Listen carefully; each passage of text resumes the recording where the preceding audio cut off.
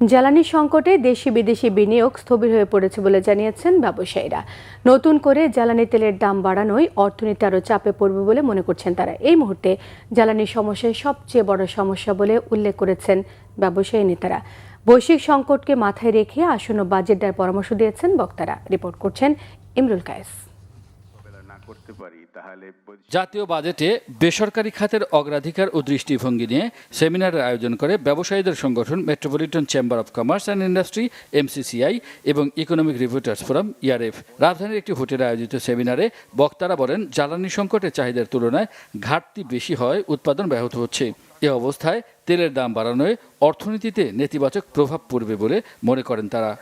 তেলের দাম বেড়ে যাচ্ছে, সবকিছু মিলে cost of production in the country will increase, and as a result of the profit of the organization will decrease.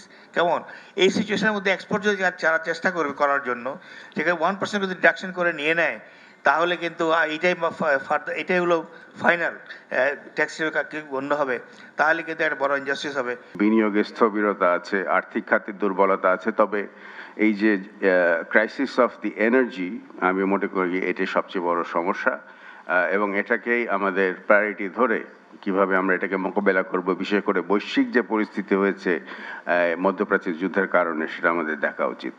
Challenge মোকাবেলায় আসন্ন বাজেটে বিনিয়োগ বাড়ানোর উপর জোর দেন সেমিনারের বক্তারা। যেই কারণে এই ট্যাক্স নেট বাড়ানো যাচ্ছে না, NBR এর ফরমার চেয়ারম্যান আমাদের সাথে আছে, আমি sure he will not disagree with me if I say that he is probably poorer than the thousands of inspectors that NBR employs.